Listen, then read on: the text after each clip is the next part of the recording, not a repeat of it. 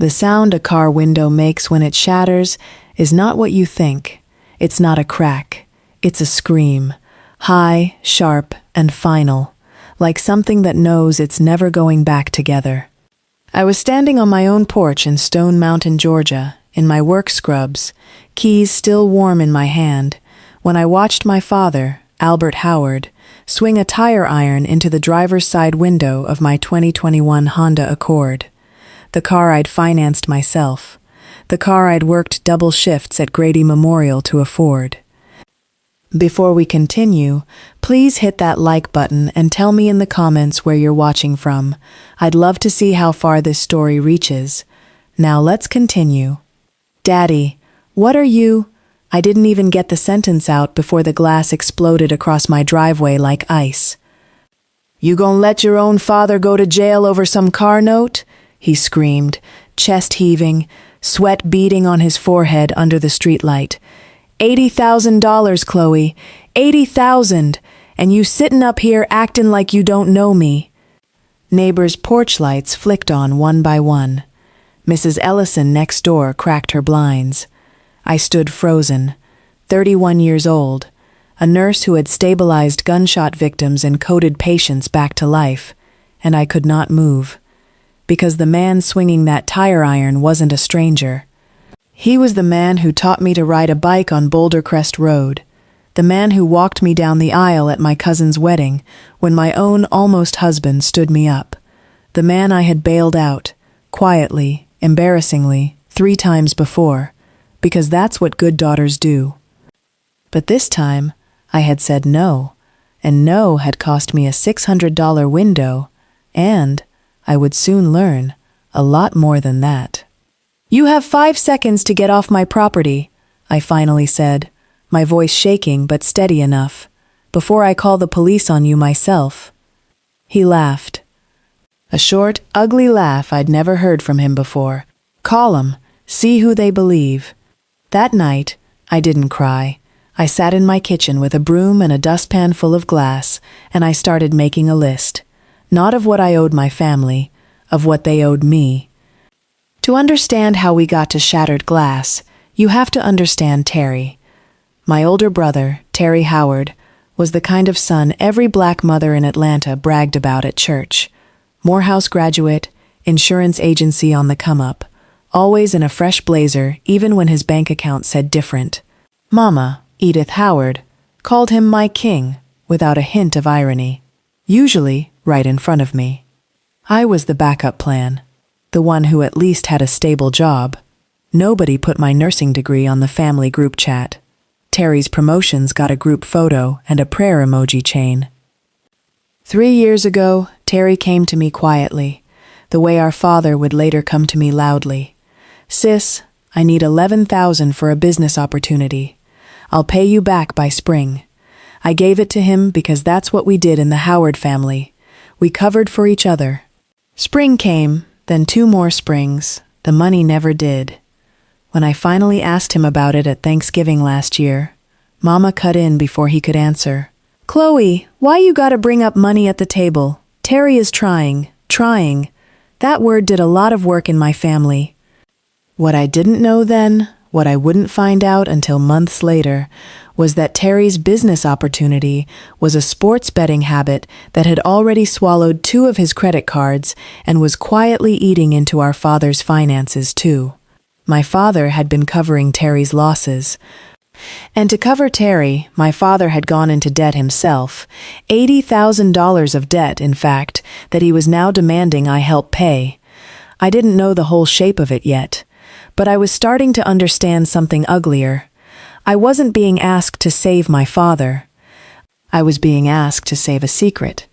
It started, as these things do, with a phone call dressed up as concern. Chloe, baby, you good? You eating? My father's voice on the phone in March had that particular warmth he only used when he wanted something. I'd learned to recognize it the way you learn to recognize weather before a storm, the pressure drop before the thunder. I'm fine, Daddy. What's going on? He sighed the sigh of a man carrying the whole world. I'm in a bind, baby girl. Real bind. The shop's behind on payments, and if I don't come up with 15,000 by the end of the month, I could lose the whole operation. Albert Howard had run Howard's Auto Body on Memorial Drive for 19 years. I grew up smelling of motor oil and Armor All. That shop wasn't just his livelihood, it was his identity, the thing that let him hold his head up in a neighborhood that didn't always make that easy for a black man who never finished college. I said yes. Of course I said yes. I transferred $15,000 from savings I'd built for a down payment on a house, and I told myself it was temporary, that family helps family, that this was different from Terry. 2 months later, another call. 20,000 this time. Insurance dropped us, Chloe. I gotta pay out of pocket or I lose my license to operate. I gave it. I always gave it. By the third call, another 18,000, this time for back taxes. Something in me had started to ache in a way that wasn't just financial. It was the ache of realizing you're not being asked because you're loved. You're being asked because you're reliable. I didn't know yet that not $1 of what I'd given had touched the shop. I didn't know the shop had already been behind for over a year. Behind because of Terry's debts, not the business at all. I only knew that somewhere along the way, helping my father had quietly become funding a lie, and I was the last one in the family who hadn't been told. The truth doesn't usually arrive with a knock. Sometimes it arrives as a text message, sent to the wrong thread at 11:47 p.m. on a Tuesday. It was from my sister, Talia Howard Reyes, my father's younger daughter from his second marriage, 7 years younger than me, and married into a family in Marietta that treated money like an unspoken language I'd never been taught to speak. Talia and I weren't close, polite at holidays, nothing more, but she'd clearly meant to send this text to our stepmother, Denise. Girl, I told Daddy Chloe gonna eventually figure out it's not the shop. He already spent that $15K on Terry's sportsbook debt. He better hope she don't ask to see the shop's books, lol. I read it 4 times standing in my kitchen at midnight, my thumb hovering over the screen like it might rearrange the words into something less devastating. Then, delete this convo when you done reading, lol. I didn't delete it. I screenshotted it. My hands were shaking, not from anger yet, that would come, but from the particular vertigo of realizing the story you'd been told your whole life was fiction, and everyone in the room had known it but you. I called the shop's landlord the next morning, under the pretense of asking about a lease renewal for my father's business. He told me, kindly, and without knowing what he was detonating, that Howard's Auto Body had closed 8 months earlier. 8 months. I had sent my father $18,000 for back taxes 4 months after the shop no longer existed. I sat in the hospital parking lot before my shift, engine off, and I didn't cry. I felt something colder settle into place, something that felt, for the first time in years, like clarity. $53,000. That's what I'd given so far, and they were laughing about it in a group chat. I didn't explode. I've spent 8 years in an ER learning that the loudest person in the room rarely gets the truth.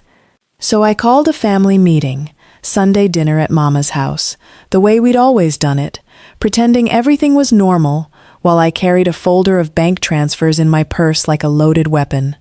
Mama's dining room smelled like smothered chicken and cornbread, the same smell it had smelled like my whole childhood, which made what came next feel almost blasphemous. I know the shop closed 8 months ago, I said, setting the folder on the table between the mac and cheese and the greens. Nobody reached for a fork after that. My father's face did something I'd never seen it do before. It emptied out, then filled back up with something harder. Who told you that? Does it matter? I gave you $53,000 for a business that didn't exist. That money kept this family together, Chloe. His voice cracked the air like a whip. You think I wanted to ask my daughter for help? You think that didn't kill me every time? Then why didn't you tell me the truth? Terry, silent until now, finally spoke, and his voice had none of the confidence I'd grown up envying. Because you would have said no to me, sis, so Daddy asked instead. He said you'd never say no to him." The room went dead silent. Mama stared at her plate. Talia wouldn't meet my eyes. "You used him," I said slowly, looking at Terry, "to launder your gambling debt through Daddy, so I'd pay it without asking questions." Nobody denied it. That was the loudest answer of all. "I want every dollar accounted for," I said, standing. "And I want it in writing. Not because I think I'll get it back, because I need to see it on paper to believe it actually happened." My father stood up too, chair screeching against the hardwood. "You want to humiliate me at my own table?" "No, Daddy," I said, my voice finally steady. "I want the truth at my own table. This is the last dinner I sit through pretending I don't have one." For 3 weeks after that dinner, the family group chat turned into a war zone I mostly watched in silence. Mama sent Bible verses about honoring your father and mother, never once mentioning honesty. Talia sent nothing. She'd learned discretion was safer than loyalty to either side. Terry sent one message. "I never meant for it to go this far. I'm in a program now." I didn't respond. Programs are easy to start when someone else already footed the bill for the mess you made. My father called every few days, the warmth in his voice, curdling a little more each time. "You gonna let this $80,000 of debt ruin our family, Chloe? That's what you want people to say about you?" Because here was the fuller truth finally spoken out loud. It was never just the $53,000 I'd already given. He was still $80,000 in debt. Some to a credit union, a chunk of it, I'd later learn, to a private lender charging predatory interest, the kind of loan shark arrangement that made my stomach turn when Denise accidentally let it slip during a call meant to guilt me, not inform me. He wanted me to cover the rest, all of it. Now, with full knowledge of the lie, he was asking anyway. "I can't keep bailing out choices I didn't make," I told him on the phone, standing in my driveway after a 12-hour shift, exhausted down to my bones.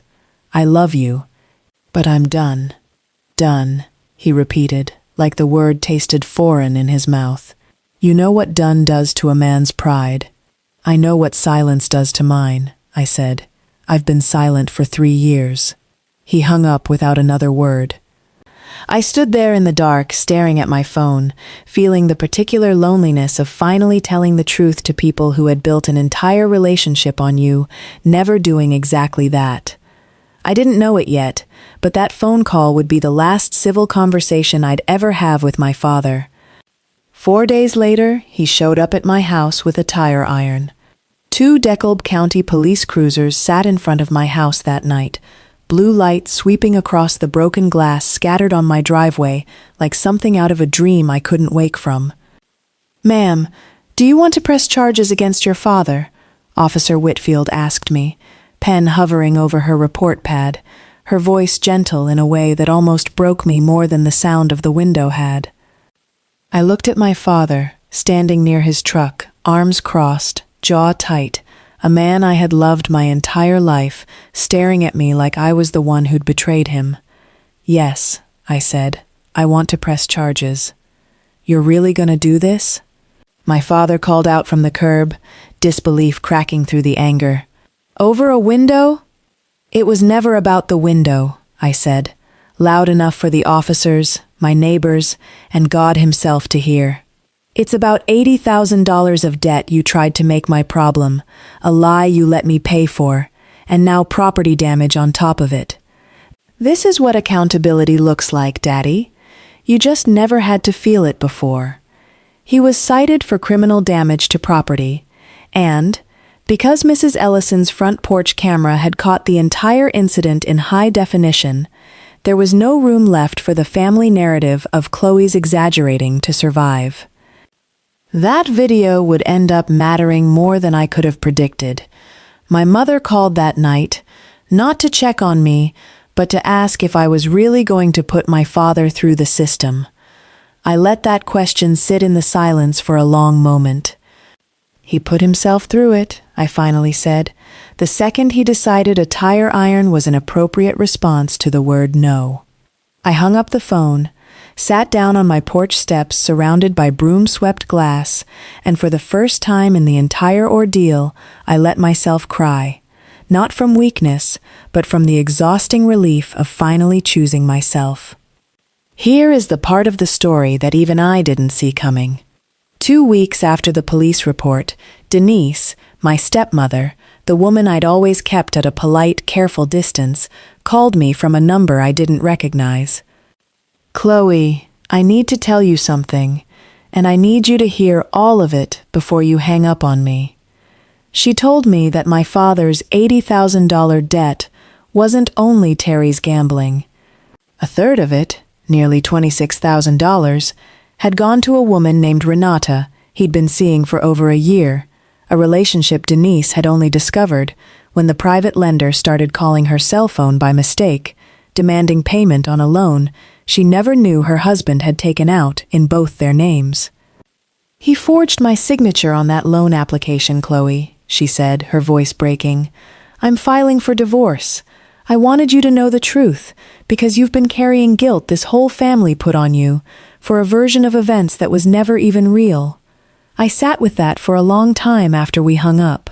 My father hadn't just weaponized my love for him to cover Terry's addiction, he'd used it to fund an affair and let his own wife's name get dragged into fraud to hide it.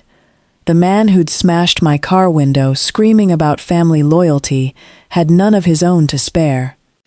I thought I'd already reached the bottom of what my family was capable of. I was wrong. And strangely, that call didn't break me further. It did the opposite. It untangled the last thread of guilt I'd been carrying, the quiet voice that had whispered, "Maybe you should have just paid it, Chloe. Maybe you're the difficult one." I wasn't difficult.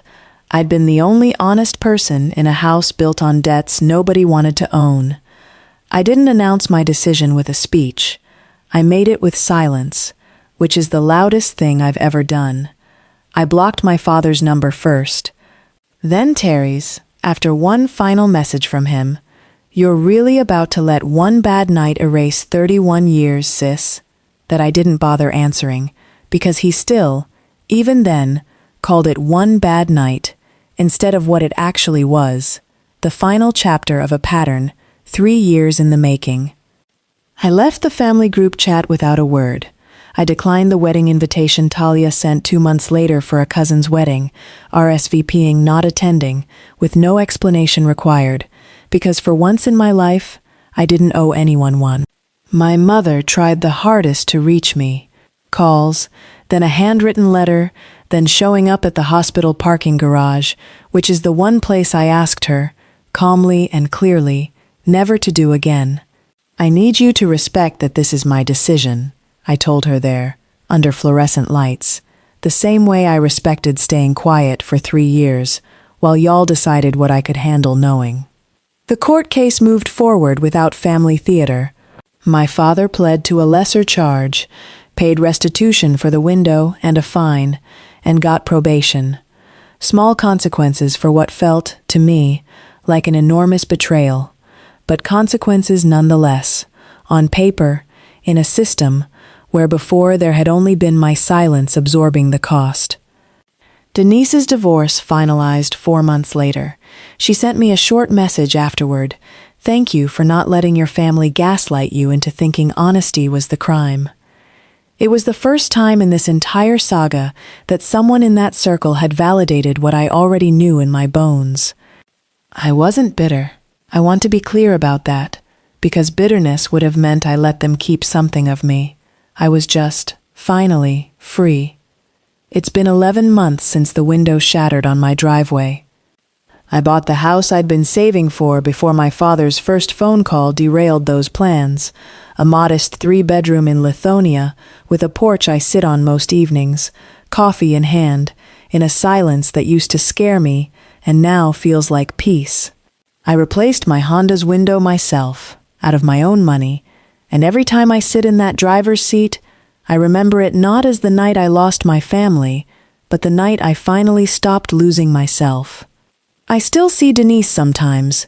We've built something unexpected, not quite family, but something honest, which is more than blood ever offered me. She's rebuilding her life too, and there's a kind of sisterhood in two women who both learned the hard way that loyalty without honesty isn't loyalty at all. It's just quiet exploitation with better manners. I hear things about my father secondhand, that the shop never reopened, that Terry is, allegedly, in an actual recovery program this time, that my mother still keeps my photo on her mantle like the estrangement is a phase she's waiting out. Maybe someday there's a version of reconciliation I'll be open to, but it won't look like the old one. It won't come with a price tag disguised as love. People ask me sometimes if I regret pressing charges, if I regret walking away from the only family I ever had. I tell them the truth.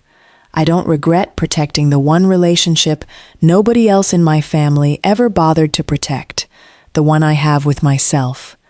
My father taught me to ride a bike on Boulder Crest Road when I was 6 years old. He let go of the seat before I was ready, and I fell, and I got back up anyway. Turns out that was the most honest lesson he ever gave me. He just didn't know he was still teaching it to me 25 years later, standing in my own driveway, glass at my feet, finally, fully, letting go. The story may be over, but the conversation doesn't have to be.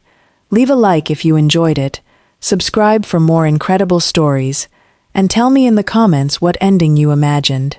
Thank you for being part of this journey. Until next time,